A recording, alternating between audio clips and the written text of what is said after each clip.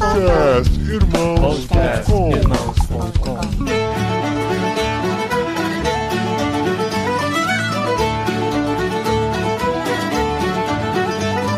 Olá, pessoas! Podcastirmãos.com literário entrando no ar. Eu sou o Paulinho, estou aqui com a Carol, que descobriu que é amiga de segundo grau da Dorothy Sayers, porque ela era amiga da Agatha Christie. Olha, mas quem que era amiga da Agatha Christie? A Carol? A Carol é a melhor amiga da Agatha Christie. Eu acho que a ligação é maior pelo C.S. Lewis e o Paulinho, que tem alguém que conhece aí. É verdade. De verdade. Eu estou mais próximo. Aí, ó. O Paulinho pensou tanto na apresentação que ele estragou a minha. Mas eu vou mesmo assim. Oi, pessoal, aqui é a Carol Simão e eu tô com o Tan. E hoje eu vou mostrar qual a ligação entre a Dorothy, que foi uma dama do crime, com a Agatha Christie, que é a dama do crime. Olha isso! E isso tem o que a ver comigo? Você não gosta dela, entendeu? E aí, Eu não gosto da Agatha Christie, eu não gostei do livro do elefante. O do Nilo foi bem legal. Carol, o livro do elefante é difícil mesmo, eu confesso. Tá bom. O livro do elefante. Tudo bem. Olá, pessoas. Eu estou aqui com a Cláudia Martim, que se não fosse a Cláudia Martim, fosse a Cláudia Próculo, esposa do Pilatos, com certeza Jesus não teria ido pra cruz. Olha isso! Boa, Ia estragar toda a redenção da humanidade. Oi, pessoal, eu sou a Cláudia, eu estou aqui com a Adri, que se pudesse gravaria esse episódio todinho no formato do livro em radionovela. Olha! Esse era o projeto, né? Gente, mas essa mulher me conhece mesmo, com certeza, com certeza. Eu ia querer ser a Cláudia. Eu sou a Adriana e eu estou aqui com o André, e o fato dele fazer teatro, ele leu o livro inteiro fazendo vozinha na cabeça. Sabe vozinha? Ah, gente, vocês não fizeram vozinha na cabeça? Claro que faz. Quando o menininho começa a falar, ô pai, então, esse daqui apareceu. Ô, meu filho, esse daqui é Jesus, o primo de João Batista. Tem que colocar o sotaque ainda. Não é? Eu li com vozinha na cabeça. É igual quando eu leio mensagens no Telegram, no WhatsApp ou no Twitter, e se eu conheço a voz da pessoa, eu sempre leio a mensagem com a voz da pessoa. Dela. Mas você lê com a voz normal ou corridinho? No Com a voz corridinha, com certeza. E aí, uma coisa engraçada, eu sempre li os quadrinhos da Turma da Mônica com vozinha, né? Daí, o dia que eu assisti o desenho, eu falei, gente, mas não é essa voz, não é do Cebolinha. E eu tô aqui com o Paulinho De Gasperi, o homem que nasceu para conhecer o rei. Gente, eu vou te falar que era o sonho dele, viu? O meu sonho, claro que é. Como santista, conhecer o Pelé.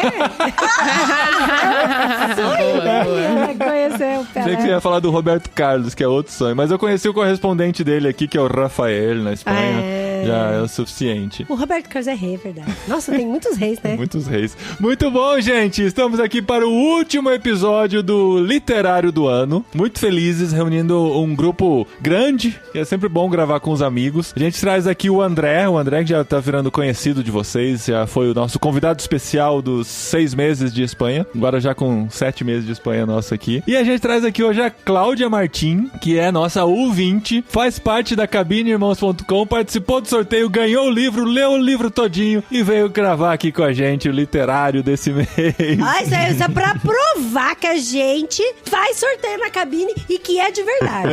Eu fiquei morrendo de vontade de me inscrever no sorteio, mas eu falei, não, depois eu ganho e estrago toda a brincadeira. Legal, Cláudia, seja bem-vinda. Obrigada. Que legal que foi você que ganhou o livro, porque você realmente levou a sério a tarefa. A gente não obrigou ninguém a gravar. A gente falou, ó, a pessoa que ganhar, ela vai receber o convite pra gravar, pode aceitar ou não. Ninguém é obrigado a ler um livro desse tamanho em um mês, que foi a tarefa que a gente teve aqui, que foi bem complicada, inclusive, porque o livro é grande mesmo, e é tudo grande nesse livro, né? Acabado de ler Senhor dos Anéis, que também é grande. Nossa, foi uma maratoninha. Não vamos nem falar das tarefas que o Tan e a Carol também têm de leitura no meio de tudo isso, né? Que tiveram que participar. Mas foi muito bom ler esse livro essa época do ano. Muito bom. Acho que a gente vai falar mais disso daí. Exato. Eu acho que a gente tava falando, a gente já leu da outra vez o Contos de Natal lá do Dickens lá, como é que é o nome? Um Cântico de Natal, né? Um conto de Natal. Um conto de Natal. E a gente falou, pô, Natal, a gente precisava ler um livro, né? E não achava de jeito nenhum um livro com o tema. Esse aqui caiu no colo pra gente, foi muito legal. Foi demais. E a gente tá falando do livro O Homem que Nasceu pra Ser Rei, da Dorothy L. Sayers. A gente descobriu porque a gente achou uns vídeos em inglês falando sobre ela. Dorothy L. Sayers. Que essa é outra coisa, em português, como o livro tá sendo lançado agora, a gente não tem nada ainda pra consumir, né? Não tem ninguém fazendo resenha de livro pra gente colar e conhecer alguma coisa. A gente teve que buscar comentários em inglês. Agora as pessoas vão colar em nós. Os primeiros a falar do livro aqui. Cai em mim, Tati Feltrin. E a gente vai falar sobre esse livro muito especial no fim de ano aqui do Literário de Irmãos.com.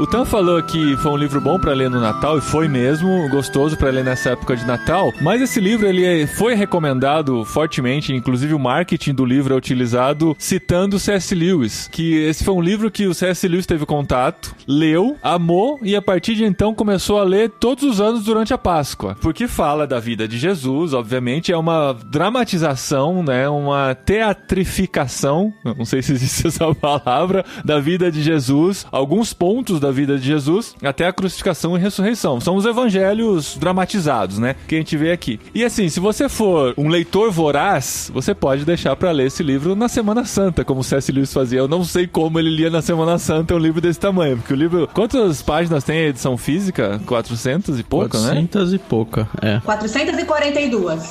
Mas a letra dela é pequena. Eu não li as introduções, com certeza. 450 páginas pra ler na Semana Santa. Se você for um leitor não tão voraz quanto o C.S. Lewis, você pode deixar pra ler na Quaresma, né? Nos 40 dias, né? Antes da Páscoa. E agora, se você for um leitor normal, você pode começar a ler agora no Natal e termina na Páscoa, você vai ficar bem. É um bom presente de Natal. Já tá de boa. Ele tem 12 peças. Pra mim, é um convite pra ler uma peça por mês. Uma peça tranquilamente. Por mês? Caramba. É o Evangelho. O Evangelho na veia. Ele é muito legal. A gente teve que ler desse jeito acelerado, né? Porque a gente queria muito fazer esse literário agora no fim do ano. Como a gente falou, foi muito especial ter o contato com esse livro e conhecer. Mas você pode escolher o jeito que você lê e é um bom presente de Natal, com certeza. O livro está sendo lançado pela Thomas Nelson Brasil. A Dorothy Sayers era contemporânea... A Dorothy Sayers era contemporânea do C.S. Lewis e do Tolkien. Então a gente tá falando aqui todo esse tempo de Tolkien, de C.S. Lewis, e a gente descobre uma autora que sempre esteve lá, né? E que pra gente foi uma grande surpresa descobrir que ela existia. Olha só, isso eu tenho que falar, gente, que foi muito legal conhecer o nome dessa mulher. Sabe quando você descobre, assim, que tinha uma pérola e agora... Você descobre R$10 no bolso da sua calça. Não, mais que R$10, gente. O que é R$10? Porque assim, eu lembro, por exemplo, igual quando eu já tinha ouvido falar do Dickens, mas assim, do Charles Dickens, mais como o Conto de Natal, os Fantasmas de Scrooge e todas essas coisas. Quando, por exemplo, o Ictus apresentou o Conto das Duas Cidades e que o Dickens é muito mais conhecido na Europa, no Reino Unido e tal, falei, cara, como foi legal. Eu tô muito feliz o Dickens é tipo o Machado de Assis pra gente, assim, lá, né? E aí, isso me deu uma alegria muito grande. Aí, quando surgiu a proposta da gente ler esse livro, eu fiquei, gente, mas quem que é a Dorothy? Quem que é essa mulher? Nunca ouvi falar dela na minha vida. E aí, a gente foi conversando com um monte de gente. O pessoal falava, que livro vocês estão lendo esse mês? A gente falava e o pessoal não conhecia e tal, né? Então, tá aqui o podcast de Irmãos.com pra fazer jus e honra a essa baita dessa mulher, gente. Essa mulher, ela é contemporânea de C.S. Lewis. Ela foi uma das primeiras a se formar em mestrado na Universidade de Oxford, em 1920. Então, assim, graduação mesmo. A primeira, ela tava na primeira turma de graduados de Oxford. De Oxford. Que legal. De mulheres. De mulheres, primeira turma de mulheres. Então, assim, é uma baita de uma mulher que foi super inventiva na época. À frente do seu tempo, né? Com certeza. E ela também escreveu o quê, Carol? Ela escreveu crimes policiais. Olha que interessante. A Adri falando disso, nas minhas pesquisas, pra minha alegria, eu descobri que ela, além de ser amiga do C.S. Lewis e do Tolkien, ela conhecia simplesmente a Agatha Christie. Então... É muito mais importante do que C.S. Lewis e Tolkien, né, Carol? Entendeu? Chama eles perto da Agatha. Pois é, Que Nárnia e Senhor dos Anéis, o quê, né? Não, mas olha Vamos que ser os legal. elefantes que nunca esquecem. Exato. O pessoal aqui que me conhece já sabe que eu curto muito a Agatha Christie. E o meu mundo de leitora começou lendo muita coisa dela. E aí, quando eu fazendo as pesquisas, vi que a Dorothy nasceu em 1893, na Inglaterra. E era uma escritora. Eu falei, gente, será que tem alguma relação com a Agatha que nasceu lá em 1890? E aí eu descobri que, mano, elas tinham muita coisa em comum. As duas escreviam romances policiais, apesar da Dorothy não ter tanto sucesso quanto a Agatha, né? Desculpa, eu vou falar aqui pelos primeiros nomes, porque eu só tô me sentindo íntima dela. BFFs, né? Vocês três. Exato. Pra você ter noção, o detetive mais conhecido da Agatha Christie é o Poirot, né? Que é... A gente teve a oportunidade aí de conhecer ele. E a Dorothy também tem um detetive. Também só que tem um ele é detetive. o Peter, né? Ele é um detetive amador e tal. Só que o Tolkien não gostava dele. Vocês também viram isso, né? Aí Ô, tem Carol, polêmica. e o mais engraçado é que, assim, o Tolkien, ele é muito polido, né? Então, assim, ele é muito chique. Então, quando o C.S. Lewis... Porque o C.S. Lewis, ele não só leu o livro da Dorothy, mas como ele era amigo, muito amigo dela, né? Eles trocaram várias cartas, né? Sim. E aí, o C.S. Lewis indicou o livro da Dorothy pro Tolkien ler. Falou, ó, lê os livros da Dorothy e tal. E aí, o Tolkien, ele é muito polido. Ele não falou que ele não gostou. Ele falou que ele não ia opinar sobre a obra, porque ele tava muito influenciado pelo estilo literário que ele gostava. Só que aí, ele mandou várias cartas pro filho dele, pro Christopher. Que depois jogaram no ventilador e não adiantou nada, né? E aí o Christopher... Então, e aí o Christopher revelou na carta, falando que o Tolkien não gostava desse estilo literário por causa desse detetive Peter. É, ele tinha antipatia. E olha que interessante, as duas, elas fundaram um clube de leitura. Olha que bacana. E elas faziam exatamente isso que a gente tá fazendo aqui. Gravar um podcast. Faltou. Seria, Quase, nossa, quase. já pensou Isso que é da hora, tesouro né? que ia ser? Nossa, fantástico. Ah, já pensou daqui 100 anos as pessoas vendo assim, gente, nossa, ó, vai ser isso, hein? tava lá, ó, que documento que a gente tem. Pois é. Esse clube, ele era mais ou menos uma sociedade secreta. As pessoas não podiam entrar assim a rodo. Era uma coisa muito selecionável. E eles iam pra pubs. E eles ficavam lá até tarde e tal. E a Dorothy, ela era a presidente. Só que assim, infelizmente ela morreu com 64 anos. E esse ano faz 64 anos que ela morreu. Olha só, Uau. que loucura. E depois que ela morreu, a Agatha Christie que assumiu a presidência desse clube, só que ela era muito tímida. Então, ela acabou não dando sequência. O clube existe até hoje, é o Detection Club. Só que ninguém sabe como entra, como sai, onde estão, como se unem. Caramba! É. Sociedade secreta E por, mesmo. Pois é. falar em clube literário, como a Dorothy era muito amiga do C.S. Lewis e do Tolkien, ela era muito amiga da galera que fazia parte do Inklings. Aí eu fui procurar, eu falei, ué, gente, mas por que a Dorothy não fazia parte do Inklings, né? E o Inklings Não era só feito... pra homens? Então, Aí que tá. essa é a resposta que todo mundo acha que é. Mas a Adri tem informações Mas eu tenho internas. informações secretas. Porque o Guilherme Amarino, ele é muito fã e ele tem o livro do Inklings que a Gabrielle Gregenser fez a tradução. E lá nesse livro contém as informações de que o Inklings, ele é formado por professores de Oxford. E naquela época, infelizmente, ainda não tinha professoras de Oxford, não tinha mulheres. E quando surgiu a primeira professora de Oxford, o grupo já tinha se desfeito. Então foi por causa disso, porque eles se encontravam lá na residência do C.S. Lewis, que era tudo da região de Oxford, então era pra professores de Oxford. Por isso que a Dorothy não fazia parte, Ela só por foi isso. aluna em Oxford, mas nesse Mas- tempo ela não era professora. Ela não era professora. E assim, mas ela tinha muito contato com o pessoal. Inclusive, ela sugeria livros pro pessoal ler também. É. Tinha essa amizade muito próxima. É, ela quase entrou, né? Aí o Tolkien vetou depois de ler o livro dela. Falou, não, ela não vai. Depois fala, Deixa esse quieto. detetive Peter aí, deixa, É melhor a gente cancelar o clube e deixa ela deixar... juntar com a Agatha, né? Pois é. Ó, gente, desde que a gente começou a ler o livro, eu tava na dúvida se essa era a primeira publicação do livro em português, né? Um livro já com alguns anos de história aí que a gente não tinha em português. E eu perguntei hoje pro pessoal da Thomas Nelson e acabei de receber a resposta nesse momento, durante o episódio. Eu perguntei... Furo de reportagem aqui, né? Aqui tem informação. Eu perguntei vai, se Rogerinho. O Homem que Nasceu pra Ser Rei é a primeira tradução em português agora que a gente tem, né? O editor respondeu que eu saiba sim. Nós temos poucos livros dela dela no Brasil. E não teve nenhum processo do pessoal dos direitos ter que oferecer para alguma outra antes. A não ser que foi publicado sem licenciarem, mas não encontrei outra. Então, assim, a gente tem em mãos, oficialmente, a primeira versão desse livro em português, que quando você joga o título em inglês, você vai encontrar várias palestras, vários documentos, várias análises. Em inglês tem muita coisa, especialistas respondendo as cartas que ela recebia e tal, e dando seus pontos de vista. É incrível como, na Inglaterra, principalmente, é um livro muito conhecido, né? Ô, Paulinho, eu queria dar um crédito aqui. A gente quase nunca exalta as editoras, né? Mas a gente, como dono, eu e a Carol aqui, donos do Clube Ictus, a gente acaba lidando com muitas editoras. E eu queria dar 2 destaques para Thomas Nelson, e é Thomas Nelson / HarperCollins. Então, para quem não sabe, é a mesma editora. Thomas Nelson normalmente lança livros com um cunho mais religioso e a HarperCollins mais seculares, vamos dizer assim. E eles, como editora, eles têm mandado tão bem, assim, não só o trato com a gente como clube, é uma das editoras mais legais de lidar, assim, no mercado, mas o que eles têm feito no Brasil, assim, é de tirar o chapéu, e já tem tempo já, assim. Mas, ultimamente, eles lançaram toda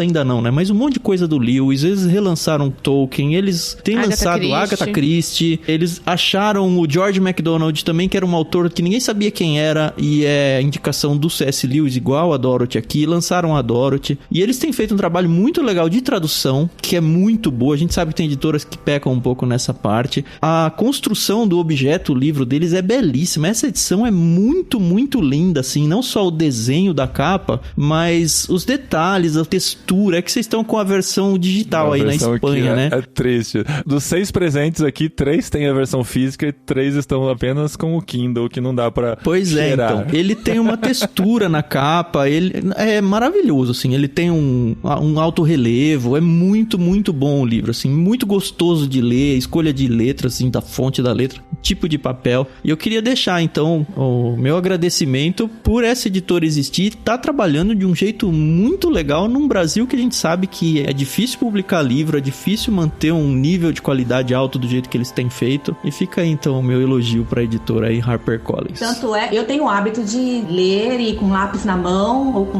marca-texto e vou fazendo anotações. Mas esse livro é tão bonito, que eu fiquei com dó. Né? Eu coloquei post-it em umas partes que eu gostei muito. Que legal! Porque eu peguei o lápis, na hora que eu arriscar, falei, não. Eu não vou fazer esse livro, não vou. Porque realmente é muito bacana mesmo, tá de parabéns, é excelente material do livro. Que legal, gente, que legal.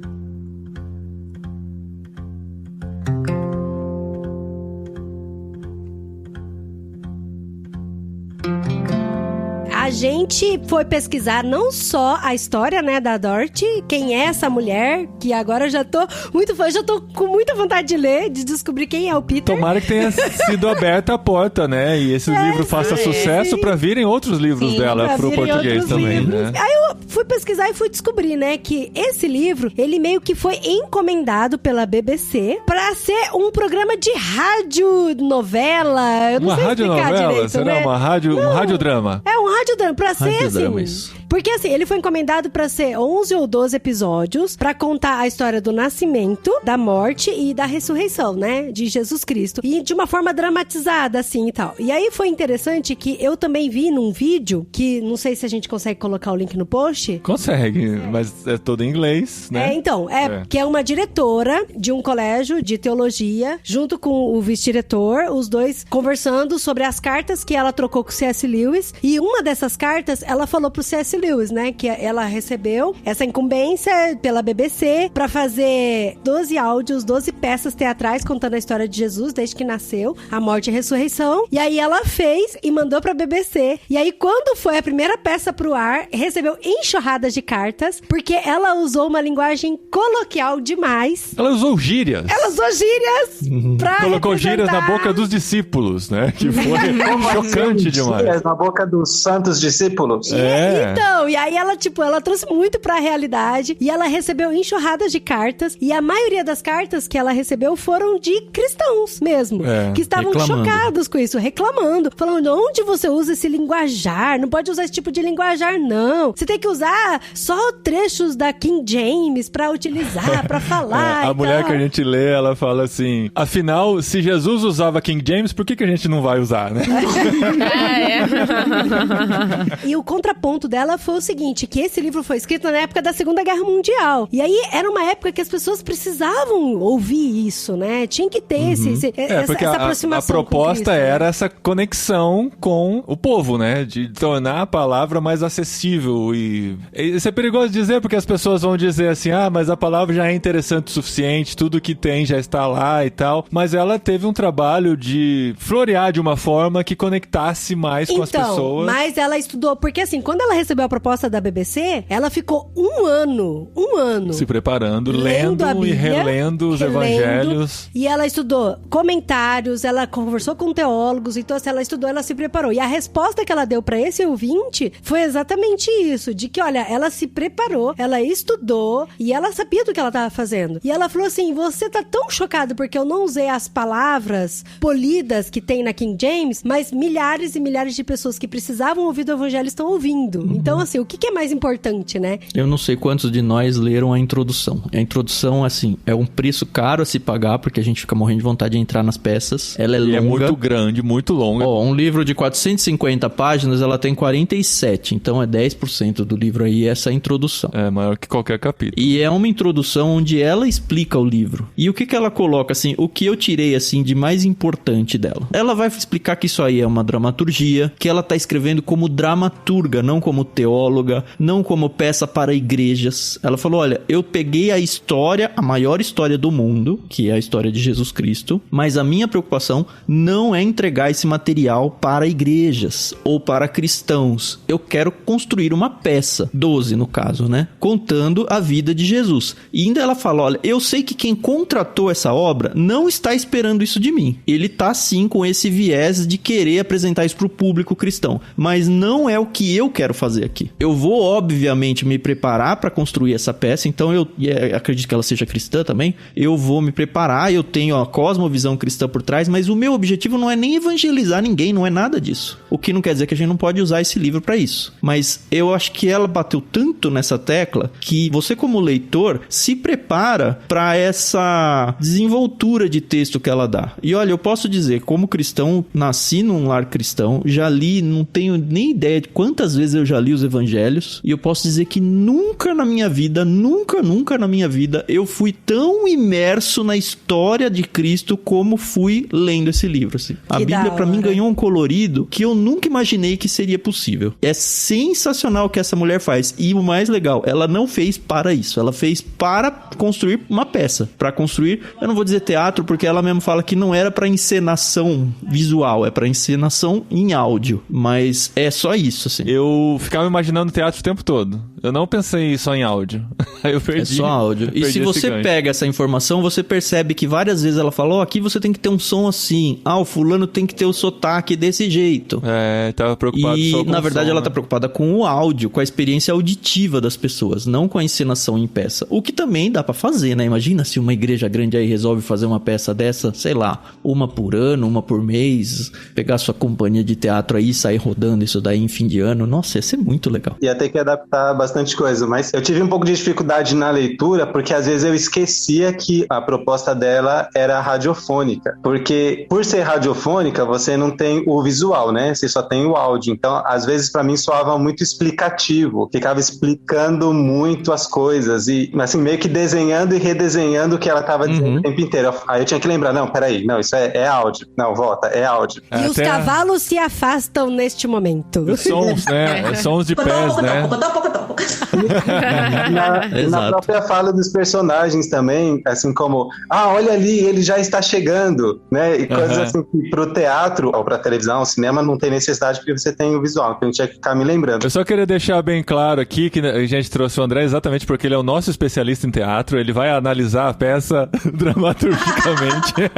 Com certeza, com certeza. Mas o André realmente, ele está estudando teatro, né? Isso é fato. Então, assim, dando um peso pro comentário dele. Mas sobre isso que o Tan estava falando, é interessante, porque eu não sei dizer exatamente as palavras que ela colocou, mas ela fala que o trabalho dela seria a partir da dramaturgia e não a partir da teologia. Exatamente. Então, ela ia se valer de fazer uma obra de arte que ia se reger pelas regras, vamos dizer assim, da dramaturgia, do teatro, da arte, da literatura, e não pelas regras, entre aspas, da teologia. No entanto, ela ficou muito próxima da Bíblia, né? Óbvio que ela cria muitos personagens que não tem no texto bíblico e tudo, mas eu não achei nada que desabonasse, não, de verdade.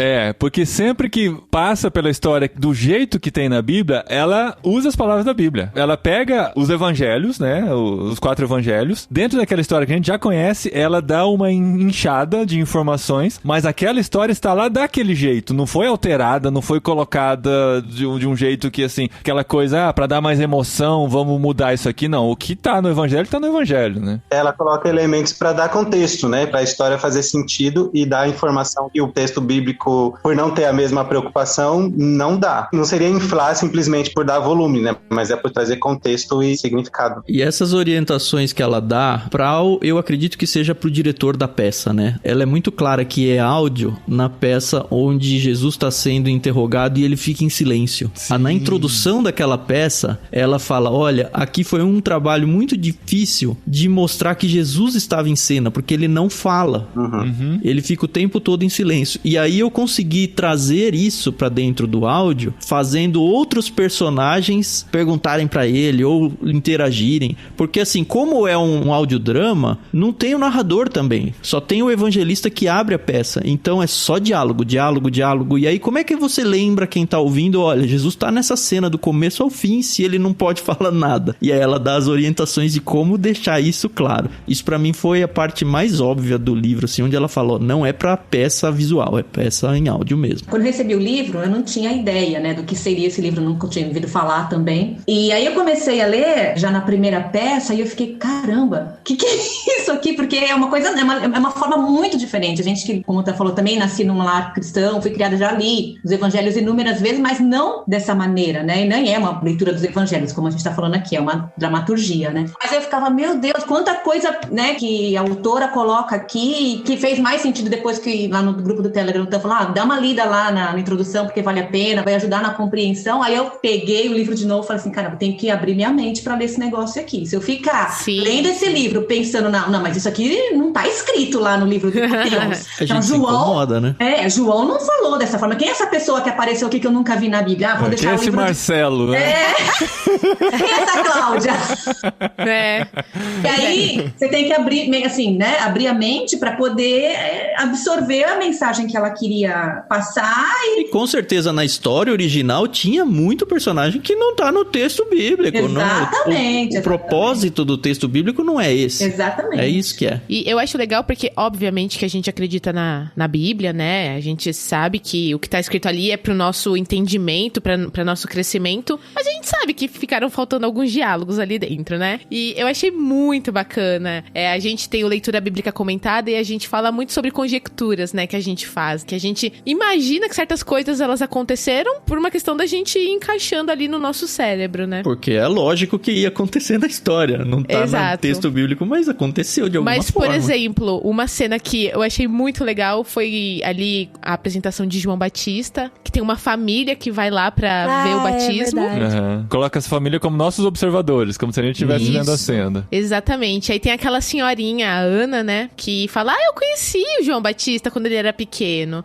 Ele tinha um primo que era todo estranho. E, o que será que aconteceu com o primo dele, né? E aí a gente vê que Jesus, ele aparece, né, ele tem o batismo de Jesus. E depois Ana conversa com ele, né? Você lembra de mim, Jesus? E sabe, eu não tô falando que isso aconteceu ou não, mas que interessante, porque obviamente Jesus se relacionou com tantas pessoas que não estão na Bíblia, João Batista se relacionou com tantas pessoas, e, gente, é que a gente tem, pelo menos eu tenho essa ideia. A questão é que não foi assim, mas poderia ter sido, Poderia ter sido, exato. Uhum. A gente tem aquela ideia de que as pessoas de antigamente, elas eram, né, diferentes do que nós somos. E não, elas eram gente como a gente, né? É legal como isso humaniza, né? Como traz pra nossa realidade, Exato. como fica muito fácil da gente ver. Tem um cantor que eu já citei várias... Gente, eu gosto muito de música, né? Quase todo programa eu falo de música. E você precisa cantar, vai lá. Não, mas tem um cantor que eu já... A audiência sobe quando a Adri canta. Não, é que tem um cantor que eu já citei ele aqui no podcast algumas vezes, que a gente gosta muito, e ele faz muito isso, né? Que é o Stênio Márcios. Então tem uma música que ele fala sobre o casamento.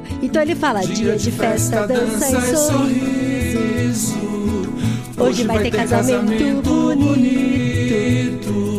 Jesus também foi convidado, vai muito bem arrumado.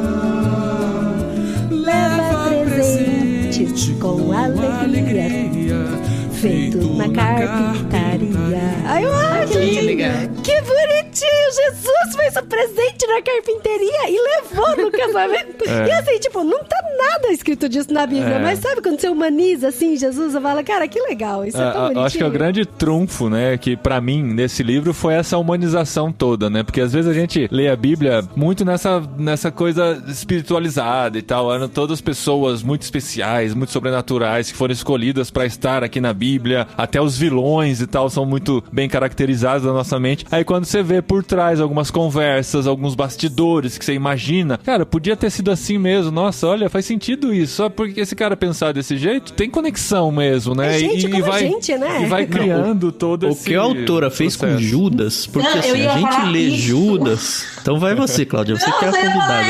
Eu ia falar essa frase. O que ela fez com Judas é incrível. Ela apresentou Judas pra gente, a forma como ela vai né? construindo ele, né, tal.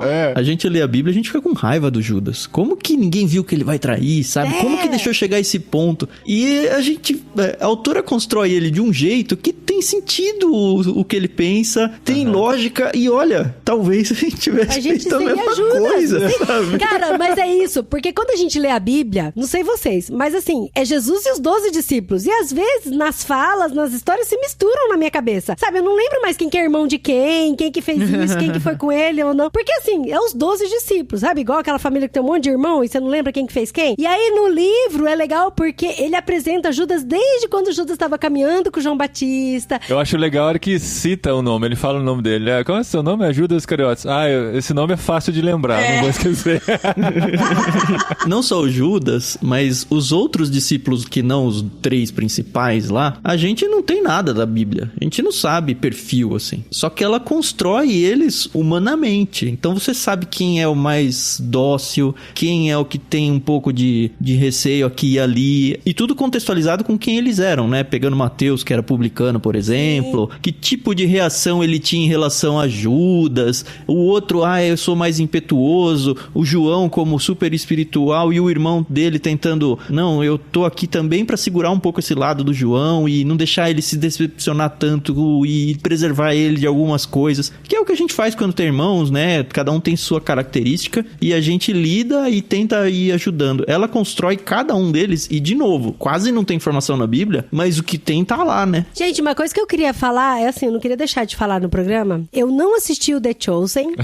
Eu tava esperando que hora que eu The Chosen. Eu tava esperando sair.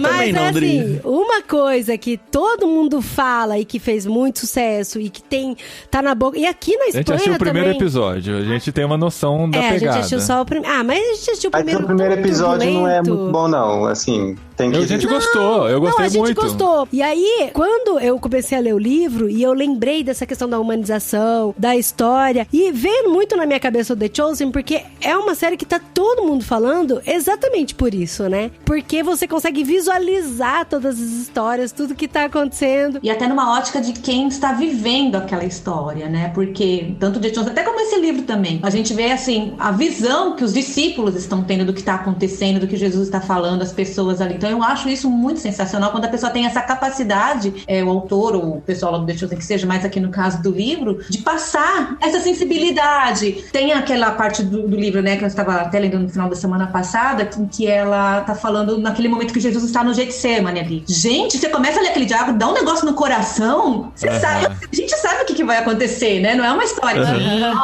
como é que vai acabar esse livro. Mas mexe, você fica com o coração acelerado, dá um frio na espinha, você fica assim, ai meu Deus, e agora o que vai acontecer? Os soldados vão chegar. É muito legal. Não, é um livro fácil de fazer você chorar em vários pontos, de você passar angústia, assim. Olha, de novo, eu nunca tive uma experiência de evangelho como lendo esse livro. Nunca tive. Nessa parte especificamente do Getsemane, a gente tá falando da humanização dos personagens e da construção individual de cada personagem, né? Mas teve alguns momentos que eu me desconectava da história, porque o que ela colocava na boca de alguns personagens, em alguns momentos, me parecia um pouco imposto pelo texto bíblico, ou pela construção que ela estava fazendo dos personagens. Então, por exemplo, nessa hora do Getsemane, algumas frases dos discípulos eram tão poéticas e tão fortes, assim, que eu falava, os mesmos pescadores que eram iletrados e não sei o quê, porque, que angústia tão profunda, a minha alma está indo para um poço de não sei o quê. Eu falava, peraí.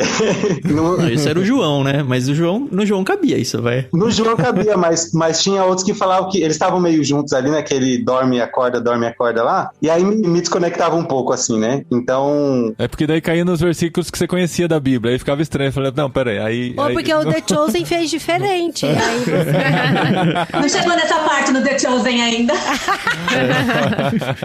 Eu acho que apesar da dramaturgia dela, ela teve um respeito ao texto bíblico muito bom, de tentar realmente trazer. Algumas vezes ficou assim, um pouquinho, não me incomodou não. Tem que dizer que não me incomodou. Mas trazia, você falava, tem na Bíblia isso aí. Eu lembrava várias vezes disso. Mas pensando assim no que o André falou, uma coisa agora que me incomodou um pouco era, não sei se era um toque dela, ou se ela era, né, ela queria ser aquilo muito perfeito, mas esse negócio de o sotaque de fulano tem que ser assim, mas não pode ser muito robusto, nem pode ser muito ali próximo. E eu, tá. É que ela era diretora da peça, Carol. Ela tá orientando a diretora. Eu falei com a voz da minha cabeça mesmo. Entendeu? Pra mim, não, eu vou ler com o meu sotaque, foi paulistano, né? Entendeu? Exato. No interior de São Paulo aqui.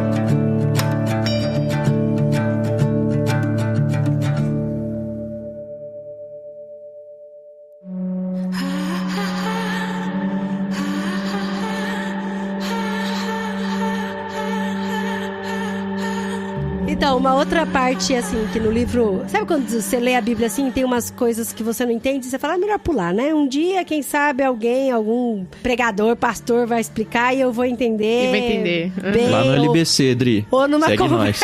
Ou numa conversa... Tem que esperar chegar nos evangelhos lá. Ou numa conversa informal com amigos, ou gravando podcast irmãos.com, vamos lá. Mas, por exemplo, a parte do casamento, pra mim, é muito estranha. Sempre foi estranha na Bíblia e foi estranha aqui também no livro, representando. A relação de Maria com Jesus? A relação de Maria com Jesus. Ela explica isso na introdução desse capítulo. Ela até fala assim, pra dar esse ar... Porque ela até fala, existe essa polêmica, essa difícil forma de encaixar Maria nessa situação de autoridade com Jesus e tal. Eu vou colocar ela como responsável por alguma coisa dentro da festa, né? E aí a Maria, ela é muito amiga dos noivos, muito amiga da família dos noivos, e ela foi chamada como uma amiga, assim, pra ajudar, uma cerimonialista, sabe? Pra ajudar no casamento, na organização, tudo. E ela tinha um contato direto com os servos da cozinha, que tava alimentando o povo, que tava repondo comida, repondo vinho e tal. Mas pra mim, a minha dificuldade é essa relação com Jesus, entendeu? Dela chegar pra Jesus e falar, acabou o vinho, sabe? Assim. Tá na Mas correria. ela mesmo se retrata na peça. E aí o que eu fiquei pensando, e acho que foi a primeira vez que eu pensei isso, Adri, pra Maria de verdade, da história, deve ter sido um negócio muito difícil, porque, pensa, ela foi visitada por anjos, ela já sabia desde sempre que ela estava gestando, ia gerar e ia criar o Deus encarnado. Ela sabia que em algum momento ele ia seguir a sua missão a despeito dela. Só que foi um Deus encarnado que nasceu bebê, que ficou com febre, que ela teve que educar. Então, por um período da vida dela, ela teve sim que ser autoridade humana sobre ele. E que hora que troca isso, sabe? A gente já tem essa dificuldade com os nossos filhos passando pela adolescência, quando eles começam a se tornar adultos. Algumas sogras sofrem com isso quando eles constituem família, porque fica aquele negócio e até gera as piadas de sogra é difícil e tal. Eu acho que pra Maria não teve ninguém na história. É mais complicado do que isso, porque ela sabia que, olha, eu tô lidando com Deus aqui. É o Deus encarnado, só que ele tem 8 anos. E aí eu tenho que cuidar dele. Uhum. Ele ainda faz xixi e cocô na fralda, sabe? O que eu faço? É isso. Acho que nesse casamento é a troca, porque ela ainda tá naquele momento de não, eu tenho alguma autoridade com ele, ele dá uma cortada, muito gentil ainda, mas dá uma cortada nela e ela fala, é verdade, já acabou o meu espaço pra isso aqui. E aí ela não assume mais isso. Essa troca mesmo que é difícil, né? Esse clique de... porque a gente sabe o que vem depois, né? Mas ela não sabia ainda, ela tinha uma noção, né? Porque já tinha sido profetizado pra ela, mas ela não sabia a história toda. A gente já sabe, né? Olha com quem você tá falando, mulher. E tem que falar isso sem pecar ainda, né? Porque ele é Jesus. Sem desonrar o pai e mãe. Eu sempre achei que Jesus foi um bebê tão bonzinho, vai. Ele não devia dar muito trabalho. Eu fico muito feliz que a Bíblia não revelou isso pra gente, viu? Muito mesmo. Pra não ter a expectativa e a realidade, né? Tem um trecho que até marquei aqui, que até queria ler pra vocês rapidinho. Não que sou acho eu, que fala um pouco sobre essa... Olha aí. Não pode? Pode? Então é que por contrato é só o Tan que pode ler aqui. É só eu que canto e o Tan que lê. Não, é que o Paulinho sempre me zoa aqui, eu que vou ler os textos. Então vai você, eu fico muito feliz com isso. Eu só queria abrir o quadro aqui, né, da leitura de textos, porque eu acho que todo mundo anotou um texto especial. A gente não vai fazer aquilo que a gente faz nos livros de passar alguns capítulos e contar a história, porque é a história do Evangelho, né? E eu queria que cada um lesse pelo menos um trecho que chamou a atenção, que anotou de alguma forma, e conte por que chamou a atenção e como que esse trecho te emocionou, fez pensar em alguma outra coisa. Eu acho que a gente podia finalizar, assim, a nossa conversa meio nesse sentido, assim, contando um pouquinho como foi marcante essa leitura pra gente. E a nossa convidada pode começar, é claro. Então tá bom. Pegando esse gancho da Maria, né, que vocês estão falando aí, bem no comecinho do livro, já na primeira peça, eu acho, naquela que fala sobre os reis da Judéia. Ela fala assim, olha, Maria, às vezes é muito estranho. Sinto como se estivesse segurando o mundo inteiro nos braços, o céu e o mar e a terra verde, e todos os serafins. Então, mais uma vez, tudo se torna bastante simples e familiar. E eu sei que ele é apenas o meu querido filho. Se ele crescer e for mais sábio do que Moisés, mais santo que Arão, ou mais esplêndido que Salomão, isso ainda seria verdade. Ele sempre será o meu bebê, o meu querido Jesus, a quem eu amo. Nada pode mudar isso. Demais, eu falando dessa parte, nossa, né? Incrível isso aqui, né? Falei, como mãe, falei, com certeza ela deveria, né, ter esse sentimento em relação a ele, né? Tem uma música, aí não sou eu que vou cantar, né? A gente tá mudando os papéis aqui, mas é uma música... Vai cantar assim, oxi. É que eu não lembro a letra, mas quando eu li esse trecho, eu lembrei dela, que é uma música em inglês, chama Mary Did You Know? Que é uma música cantando sobre Maria. É legal. Se ela sabia que quando ela carregava o bebê no colo, ela estava carregando a redenção da humanidade, uma coisa assim. Tem até uma versão em português que nunca traduz tão bem o original assim, e esse trecho me lembrou dessa música. É muito legal essa colocação mesmo. Você não vai cantar, Paulinho? Não vou. Essa é a parte da Dri. Mas eu posso pôr aqui, ó. Eu tenho o poder da edição, eu posso colocar aqui no fundo a música para as pessoas ouvirem. Mary, did you know that your baby boy would one day walk on water? Mary, did you know that your baby boy would save our sons and daughters? Did you know that your baby boy has come to make you new? This child that you delivered will soon deliver you. Eu mesma não quero ler, porque por acaso o pedaço que eu tinha separado é esse que a Cláudia leu. Olha! E eu vou dizer por que me marcou, né? Quando a gente lê na Bíblia, a gente sempre vê, quando os magos chegam pra presentear Jesus Cristo, que Maria guardava muitas coisas no coração, né? E eu nunca, assim, entendi o que é guardar isso no coração. Ela era calada, ela tinha ideias e não falava pra ninguém. E ler esse texto, essa passagem, me fez pensar que ela tinha tantas dúvidas na maternidade quanto eu tenho, quanto a Adri teve, a Cláudia teve, a Renata, enfim. E possivelmente ela confiava... Possivelmente não, eu acredito que ela confiava muito em Deus, porque afinal de contas, ela sabia que Jesus era diferente, era especial, né? Mas isso não quer dizer que os medos que ela tinha como mãe, eles não existissem, né? E quando eu pensei assim, ela guardava isso no coração, é porque ela sabia que Deus ia dar paz pra ela, né? Então foi muito legal esse trecho que a Cláudia leu, porque é exatamente isso. É o filho dela, né? Ela carregou ele, ela teve a dor do parto, ela amamentou ele. Ainda tô assim numa fase que o meu bebê já não é mais tão bebê, mas ele ainda não é independente. E ele ficou doente essa semana e ele só queria ficar no meu colo e eu não pude fazer nada dos meus compromissos porque eu tinha que cuidar dele, né? Mas que papel importante o meu, né? Como mãe, de dar essa segurança pra ele, né? Então, assim, pesou muito pra mim essa fala, principalmente depois que eu me tornei mãe. E tem um detalhe legal que eu achei também no livro da mirra, né? A mirra que Jesus ganhou quando era bebê, no rei. Eles vão... Meu, que legal. Não vou falar pra também o pessoal ler o livro, né? Eu achei que esse livro não tinha como dar spoiler, né?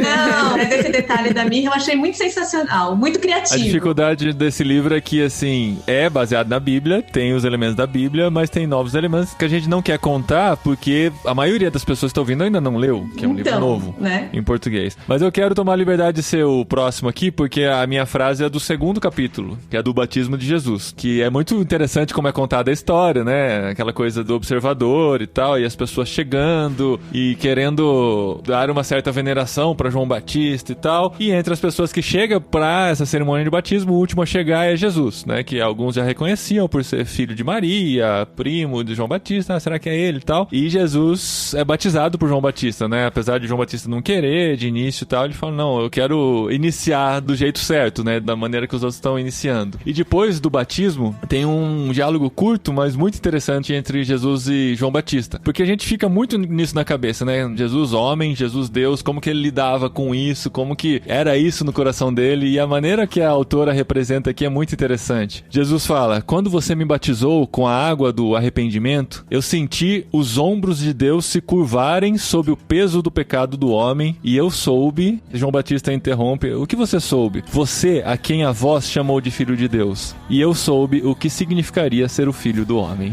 É muito legal. É animal, né?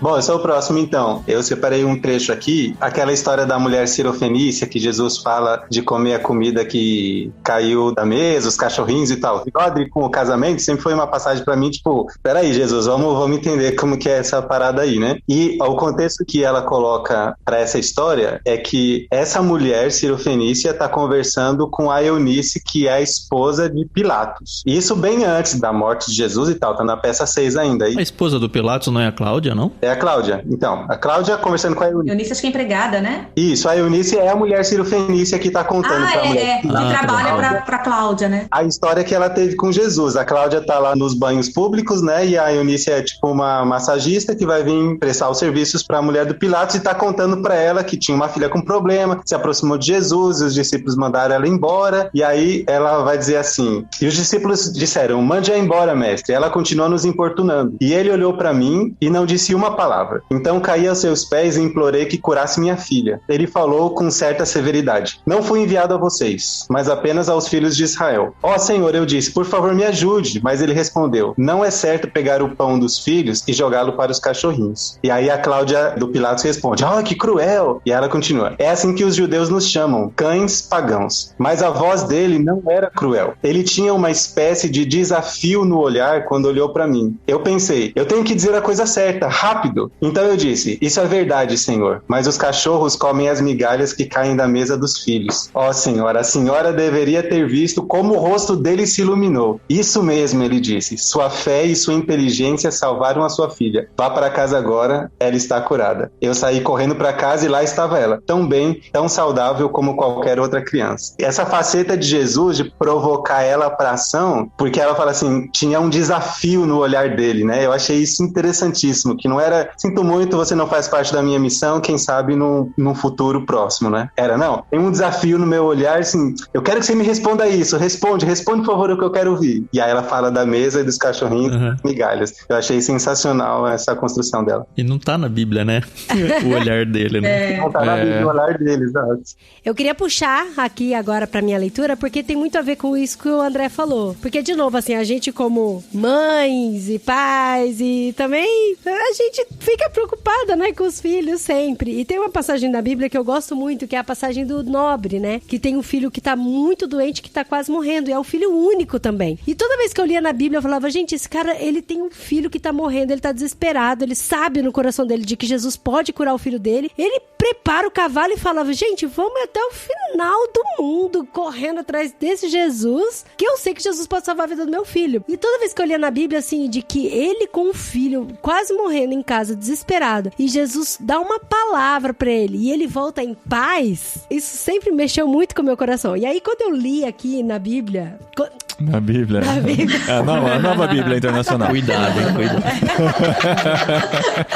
E aí, quando eu li aqui no livro da Dorothy, eu falei, que legal, isso ficou muito mais real pra mim, sabe? Porque daí ele pega e fala assim, né? O cavaleiro, né, que tá junto com o nobre, desce e fala, ei, camponeses, estamos procurando por um homem chamado Jesus de Nazaré. E Jesus diz, eu sou o Jesus de Nazaré. Oh, é você? Bom, você é procurado. Aqui, meu senhor, é ele. E aí Benjamim desce do cavalo e fala, graças a Deus, o Senhor tem procurado por você por todos os lugares, você deve se lembrar de mim. Benjamim Ben Haddad de Cafarnaum, nós nos encontramos em Caná, procurei você lá, mas eles disseram que você não tinha chegado. Então eu parti para Jerusalém, oro a Deus para que eu ainda tenha tempo. E Jesus pergunta, o que você quer de mim? Meu Senhor, meu filho, o meu único filho, está doente, está morrendo. É possível até que já esteja morto. Ó Senhor, rogo-lhe para que desça comigo a Cafarnaum e cure-o. Se ainda estiver vivo, é uma questão de horas. O médico disse e já é a 7ª hora. Meio-dia já se perdeu. Eu trouxe um cavalo, Senhor. Monte nele e vamos. E talvez ainda dê tempo para fazer alguma coisa. E aí Jesus pergunta, o que fez você vir a mim? E Benjamim responde, você é um profeta, você tem poder. Ouvi o que você fez em Caná. Os servos me contaram como você transformou a água em vinho. Apenas impõe a mão sobre o meu filho. O seu toque fará ele ficar bom. Ó, venha logo. Imploro. Não perca tempo. Vamos logo. O que posso dizer? Eu sei que eu nunca fui particularmente piedoso, nem pensei muito sobre religião, mas se você puder salvar meu filho, farei qualquer coisa. Vou servir a Deus de verdade. Vou tentar e ser um homem melhor. Vou ouvir tudo o que você diz e acreditar de coração. E aí Jesus responde, vocês são todos iguais. Se não virem milagres, vocês não crerão em nada. E Benjamim ficou desesperado e ele falou, não sei o que eu estou dizendo, deixa pra lá, Senhor, venha antes que o meu filho morra. E Jesus responde, vá para casa. E Benjamim tá pronto para soltar num grito de protesto. Seu filho viverá. E Benjamim, como que perdendo a estabilidade, mas você, querido, tão somente creia. Eu afirmo a você, ele viverá. E aí Benjamim, após uma pausa, durante a qual olha ansiosamente nos olhos de quem desafiam os seus, e com um suspiro de alívio disse, eu creio em você. E Jesus diz, assim como você creu, assim será. Vai em paz. Então, assim, o nobre chega falando assim, é porque eu não sou tão bom, eu não tenho direito de pedir isso pra você e tal. Mas aí, o que Jesus fala? Eu afirmo a você, ele viverá, mas porque você creu e não pelo que você é. E eu achei isso tão legal, assim, tão bonito mesmo. Muito bom. Um personagem que me marcou muito foi o João, né? A gente já sabe do texto bíblico que ele é o discípulo amado e tudo mais. Ele é muito mais coração do que os outros, mas não passa muito disso o texto bíblico. Mas o que ela fez com ele foi muito legal. E aí o texto que eu destaco aqui está localizado na história no momento em que os discípulos estão reunidos depois da crucificação, antes da ressurreição de Jesus. Eles estão lá, enfim, chorando a morte dele, e a conversa é entre Maria Madalena e João. Maria Madalena diz assim, Pedro está aqui com você? E o João, como um animal doente que rastejou até sua casa para morrer. Ele não consegue comer, ele não consegue dormir, ele não consegue se perdoar, com uma autocensura vibrante. Foi minha culpa. Eu sabia que ele estava assustado, mas deixei ele sozinho na casa de Anás. Querido Senhor, não houve nenhum de nós em quem você pudesse confiar por 5 minutos? Aí a Maria responde: pobre Pedro, ele leva seus fracassos a sério. E João: ele se considera um traidor pior do que... Ele queria falar Judas, né? Não fala. Eu não posso falar o nome. É como veneno em mim. Eu não posso dizer a oração do nosso mestre: perdoe nossas ofensas como nós perdoamos. Não, é impossível. Você ouviu o que aconteceu com ele? Sim, João. Você não pode odiá-lo mais do que ele odiou a si mesmo. O ódio dele contra si mesmo o matou. Se eu o odeio, também sou assassino dele. Oh Deus, não há fim para os nossos pecados. Todos nós matamos Jesus e uns aos outros? E aí segue... Essa cena é muito dramática pra mim, assim. Mostra o quanto nós somos pecadores, né? Mano, que trabalho dela, porque essas coisas não se constroem de uma hora pra outra numa sentada, assim. É muita imaginação, muita criação, muita elucubração, todos os amam que possa existir. E uma análise de personalidade dos personagens pra colocar falas na boca. E o desafio de manter fiel à Bíblia, né? As escrituras, pra não virar um Jesus de Nazaré da vida aí. Não virar o filme do Noé com o Russell Crowe, né? Como pano de fundo, a gente percebe que ela estudou muito pra fazer isso, né? Não é realmente algo assim, vou escrever da minha cabeça aqui o que eu acho, o que eu não acho, porque no pano de fundo a gente vê realmente uma coerência bíblica, né? Histórica. Não só com os evangelhos, mas com toda a palavra de Deus, com né? Tudo. Notas de rodapé, ela fala o tempo todo, de acordo com o teólogo tal, é isso. Impressionante. Tem a tradição que diz aquilo. Então você percebe que, de fato, ela estudou pra caramba pra fazer isso. E coerência histórica, cultural, geográfica, religiosa, muita coisa, né? Muitos elementos. A mulher traduziu Divina Comédia, né? Do Dante Alighieri. É verdade.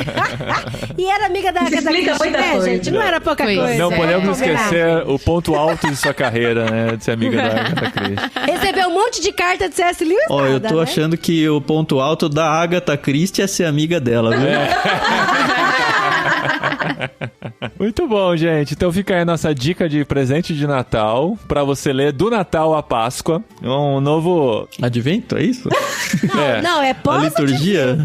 A nova liturgia do calendário litúrgico aqui que a gente impõe agora, né? Passou o Natal, você começa a ler para a Páscoa, mas paralelamente você vai ler com a gente também outro livro da Thomas Nelson Brasil, que é coincidência, pura coincidência, de verdade, que é em parceria com o The Pilgrim, que é a Oração da Noite da Tish Warren, o próximo livro do literário irmãos.com. Já leu também, Cláudia? Já li. Não, eu descobri a liturgia do ordinário no literário, né? Quando você fica no podcast, terminei de ouvir, comprei, e aí comecei a acompanhar o trabalho da Tish e, assim que saiu... Ela escreve muito gostoso também. Gente, olha... É a mesma pegada? Assim, eu ainda não comecei a ler, eu só tô curioso.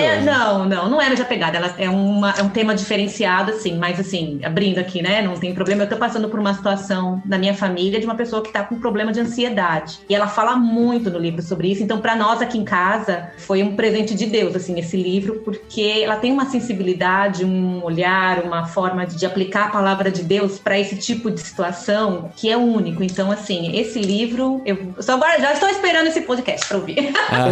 Esse vai ser o de janeiro, hein? Mas, Paulinho, uma parceria boa entre irmãos.com e Ictus é porque no Ictus agora, em dezembro, a gente vai lançar um prefácio de apresentação desse livro. A gente vai seguir com o diário de leitura dele, então vão ser mais 4 episódios mencionando trecho a trecho. E aí a gente faz a apoteose, né?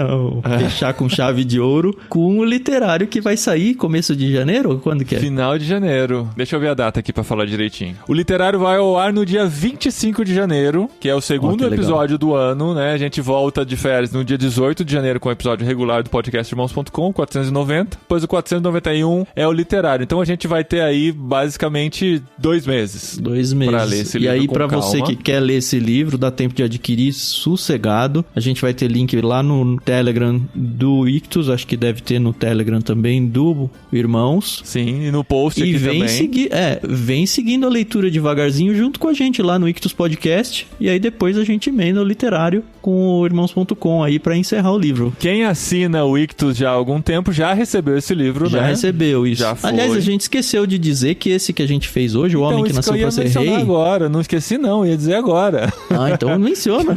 Não, exatamente isso. A gente correu atrás, né? Conseguimos a parceria com a editora e o Clube Ictus já enviou no kit desse mês? Como assim? As pessoas já estão recebendo? Já estão recebendo no kit de novembro, pra dar tempo de ler pro Natal. É um livro muito bom pra ler no fim do ano. No kit do Peixe Grande, né? Do Peixe Grande. Sim. Porque o Guilherme Amarino já chorou as pitangas. Eu queria indicar pro Plano Mar. Mas já foi. A gente tá vendo uma concorrência entre os planos do Clube Ictus. Olha o nível que chegamos. Gui, foi mal, desculpa.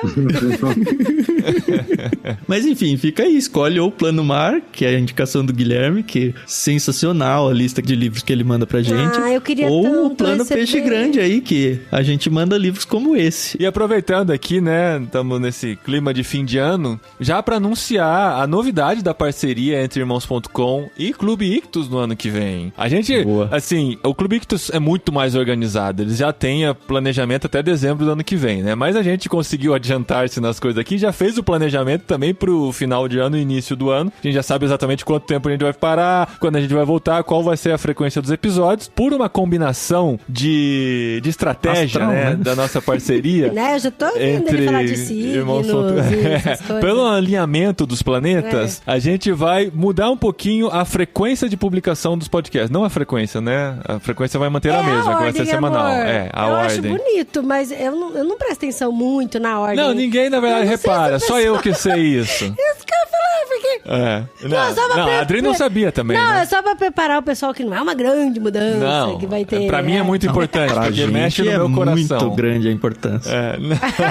Não, porque assim, até hoje, a frequência dos podcasts de Irmãos.com é um podcast regular, um literário, um regular e um jet lag. É de 4 em 4 o ciclo. Né? Agora a gente vai mudar. A gente vai se alinhar com a semana do mês. Ou seja, na primeira terça-feira do mês, a gente vai ter um regular. Na segunda terça-feira, um jet lag. Na terceira terça-feira, um regular. Na quarta terça-feira, um literário. Então agora, pra não esquecer mais, sempre a quarta terça-feira do mês vai ser dia de literário aqui com a gente, em parceria com o Clube Ictus, porque o literário também vai fazer parte do ciclo de postagens do Clube Ictus. Então, toda quarta terça-feira do mês, literário vai entrar no Irmãos.com e no Clube Ictus pra gente alinhar aí as publicações a partir de 2022. Vida longa e próspera aí pro Clube Ictus. Isso aí. Nossa, agora a gente casou a parceria de vez que vez. Não pode mais desatar. Não pode brigar.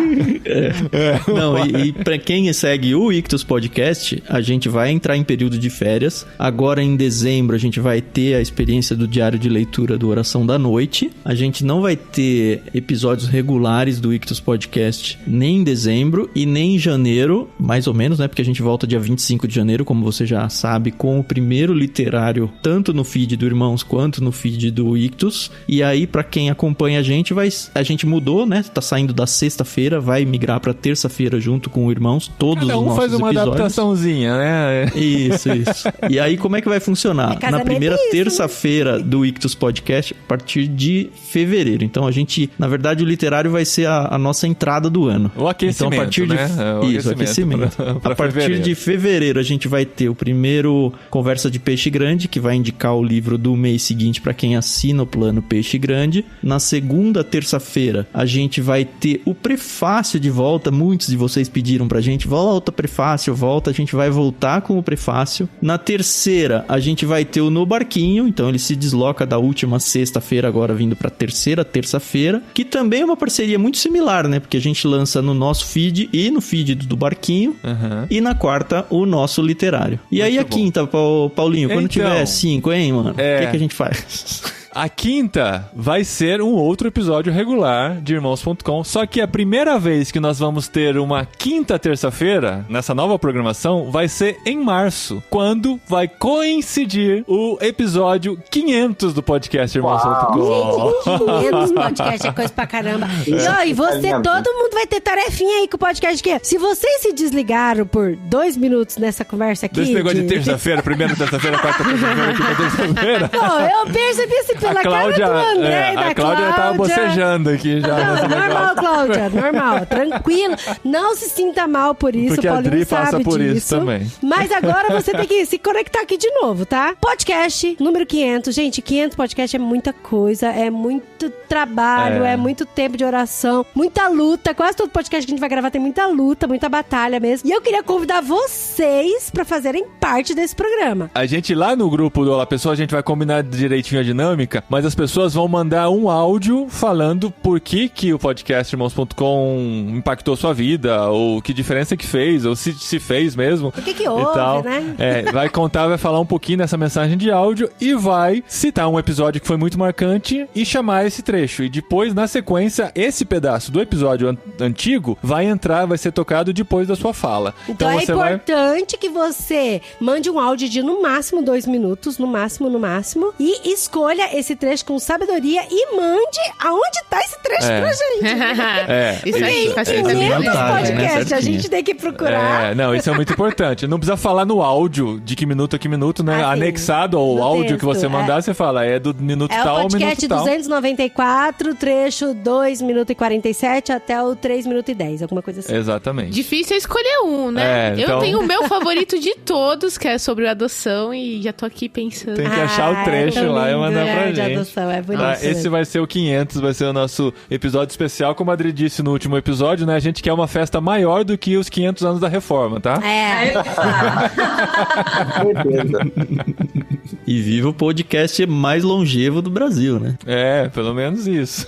Então é isso, gente. Muito obrigado por esse ano, mais um ano de parceria entre Ictus e Irmãos.com. Obrigado, Cláudia, por ler esse livrão e participar com a gente aqui. Muito especial ter a sua participação. A gente quer que você volte outras vezes, que a gente gostou muito de você aqui com a gente. E o André, que já é da casa, já tá abrindo a geladeira e fechando com a bunda, como diz a Adri. Eu não falo bunda na frente dos outros. Tem isso gravado já. Algum ouvinte vai achar e vai mandar a minutagem pra gente. Na lista dos 500 ainda.